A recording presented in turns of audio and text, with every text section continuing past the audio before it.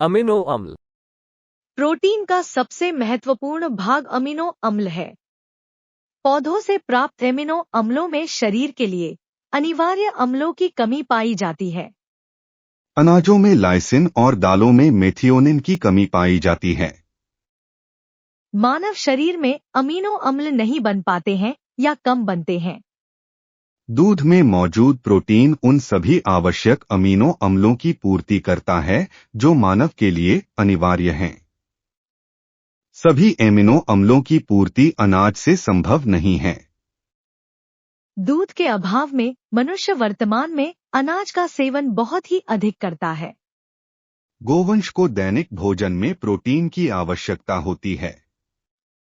दूध देने वाली गायों को प्रतिदिन प्रोटीन अवश्य ही मिलना चाहिए। प्रोटीन युक्त आहार से ही दूध में भी प्रोटीन मिलता है।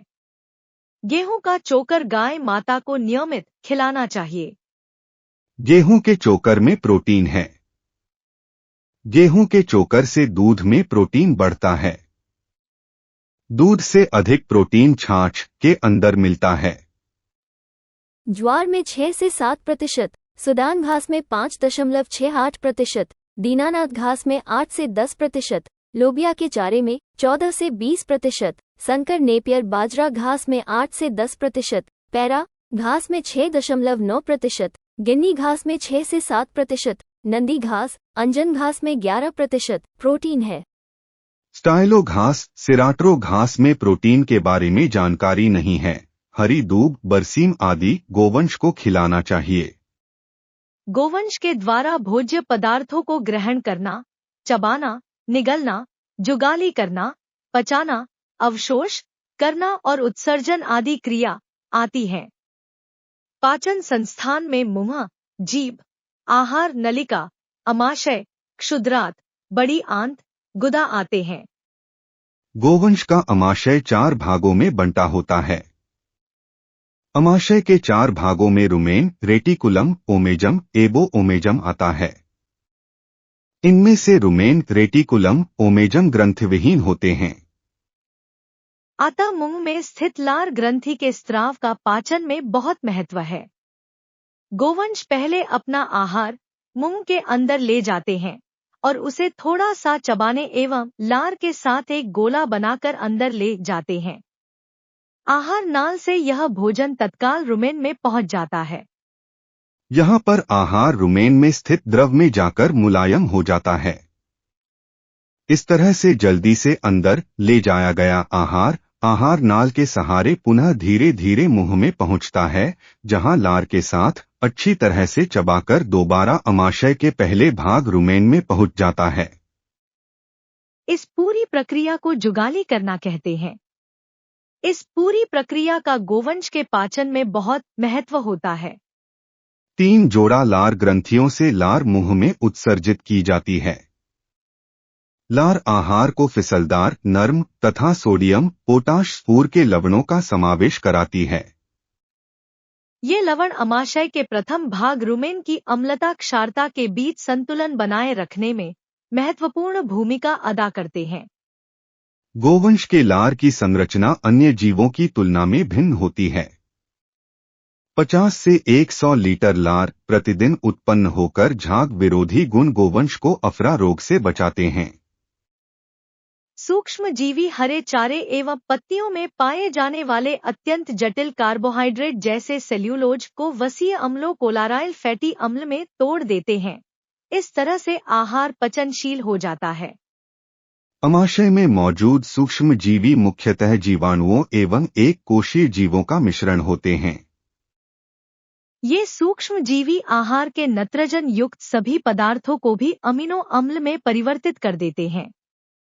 ये सूक्ष्म जीवी अधिकांश प्रोटीन एवं नत्रजन पदार्थों का उपयोग अपने शरीर की कोशिकाओं की रचना में करते हैं, जो आगे आगे चलकर आंत में अवशोषित हो जाता है।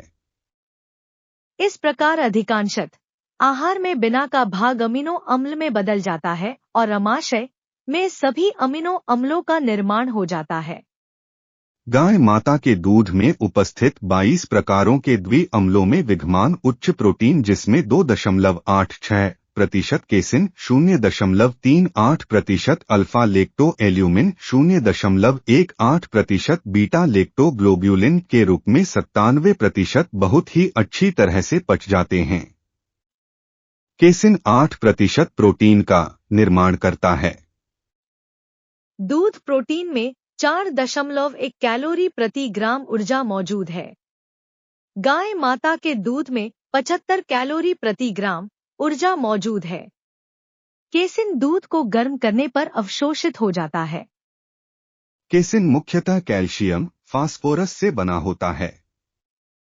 केसिन को दूध से अलग किया जाता है। मानव शिशु का पाचन गाय के बच्चे की तुलना में कम विकसित है। गाय माता का दूध मानव को संतुलित जीवन देता है। गाय माता के दूध के बदले में आज वर्ण संकर गायों का दूध ही अधिक पिया जा रहा है। मानव गाय माता के दूध के बदले में तामसी वस्तुओं का सेवन करना बहुत ही अधिक पसंद कर रहा है। गाय माता के धारोष्ण दूध में 3.56% 22 प्रकार के एमिनो एसिड यानी द्विअम्ल जिनमें मुख्यतः glycine, alanine, valine, leucine, phenylalanine, tyrosine, serine, cystine, proline, hydroxyproline, glutamic acid, hydroxyglutamic acid, aspartic acid, tryptophan, arginine, histidine, lysine, methionine, डोडेकेनोमिनो एसिड, अमोनिया, फास्फोरस, सल्फर उपलब्ध हैं। मेथियोनिन अमीनो अम्ल कोलेस्ट्रोल को नियंत्रित करता है। प्रोटीन युक्त आहार गायों को खिलाने पर दूध में एमिनो एसिड को नियंत्रित करना संभव है। मनुष्य के लिए आवश्यक अमीनो अम्ल valine, leucine, isoleucine, threonine, lysine, methionine, phenylalanine, tryptophan हैं। विटामिन B6 ट्रिप्टोफेन से सेरोटोनिन को बनाता है।